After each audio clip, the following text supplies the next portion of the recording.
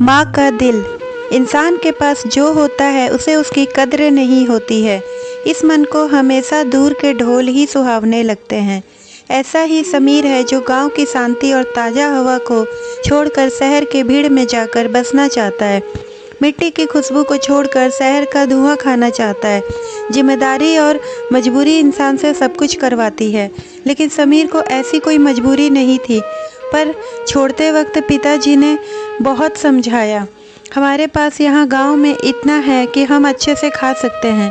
भगवान की दया से इतना हो जाता है, फिर तू हमारा इकलौता लड़का है।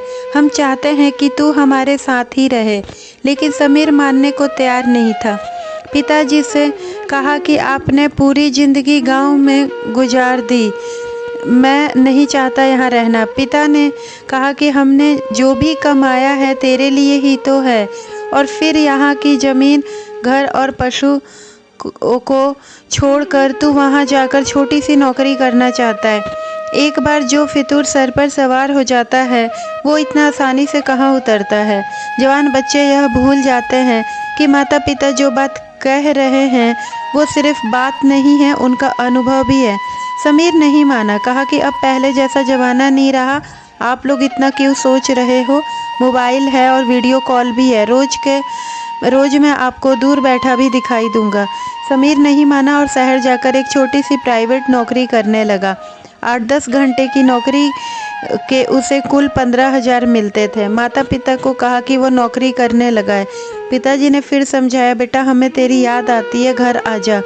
समीर नहीं माना, वो शहर की ज़िंदगी जीना चाहता था।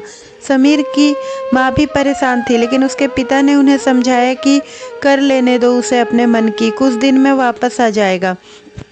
आखिर कब तक वो हमारे अनुभव से चलेगा, उसे भी अपना अनुभव तैयार करने दो। घर में जहाँ अपनी मर्जी से काम किया करता था, वहीं यहाँ उसे किसी का भी सुनना पड़ता था। 2 महीने उसने कोशिश की, लेकिन फिर समीर को अब काम का कुछ ज़्यादा लोड रहने लगा। प्राइवेट नौकरी में समय का कोई ठिकाना नहीं रहता था। घर पर बात करना धीरे धीरे कम होने लगा। करीब 4 दिन बाद जब उसने अपने घर का फ़ोन उठाया तो उसके पिता ने बोला, बेटा ऐसा क्या काम करना है कि फ़ोन पर बात करने की समय ही नहीं ना मिले। पिताजी बोले, बेटा तेरी माँ का पैर टूट गया है 3 दिन पहले। समीर ने पूछा कि माँ अब ठीक है। पिताजी बोले, प्लास्टर चढ़ा है। समीर ने कहा, पापा आप वीडियो कॉल से बात करवा देना, अभी मुझे छुट्टी नहीं मिल सकती। गांव में ठीक से नेटवर्क न होने के कारण वीडियो कभी रुकती है, कभी दिखाई देती है, इसलिए अधिकतर वो सिर्फ बात किया करते थे। लेकिन आज माँ का पैर टूटा था। माँ ने फ़ोन पर बेटे से बात कर ली, बोली मैं ठीक हूँ और हर माँ की तरह तू कुछ खाता नहीं है, देख कैसा मुंह निकल आया है तेरा।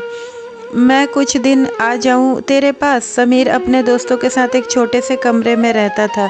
किराया ज़्यादा और जगह कम, इसलिए माँ को हमेशा मना करता था। जो गांव की ताज़ा हवा के आदि उन्हें शहर कहाँ भाएगा। माँ से बात करने के 3 दिन बाद ही समीर की तबीयत खराब हो गई। काम पर भी नहीं गया, वहीं कमरे में आराम कर रहा था। कई बार घर से फ़ोन आने पर उसने उठाया, तब उसकी आवाज़ से ही माँ समझ गई, बेटा बीमार है क्या। बोल हाँ माँ, थोड़ा बुखार है। माँ ने फिर कहा, बेटा घर आ जा, थोड़े दिन आराम करके वापस चले जाना। समीर ने फिर आनाकानी की। अगले दिन समीर अपने कमरे में सोया था, तब दरवाजे के खटखटाने की आवाज़ होने पर दरवाज़ा खुलता है। दरवाजे पर उसके मम्मी और पापा थे। समीर की माँ का प्लास्टर अभी भी था, सहारे के साथ चल रही थी। समीर के विश्वास नहीं हुआ कि ऐसी हालत और दर्द में उसकी माँ यहाँ आ जाएगी। माँ तुम ऐसी यहाँ क्यों आई, वीडियो कॉल पर बात कर लेते थे। बेटे की बात ख़त्म होने के पहले ही माँ बोली, अरे आग लगे तेरे फ़ोन को, उसमें अच्छा नहीं दिखाई देता था, देख कितना दुबला हो गया तू, और उसने मैं तुझे छू भी तो नहीं सकती। समीर ने अपनी आंखों को आंसुओं को बड़ी मुश्किल से रोका, क्योंकि उसे पता था कि उसके एक आंसू निकले पर उसकी माँ के न जाने कितने निकलेंगे। माँ बोली, बेटा तू नहीं आ सकता, हम तो आ सकते हैं, हमें किसी से पूछना नहीं होता। माँ बाप का दिल तू अब समझ पाएगा, जब तेरी कोई औलाद होगी तब तुझे पता चलेगा।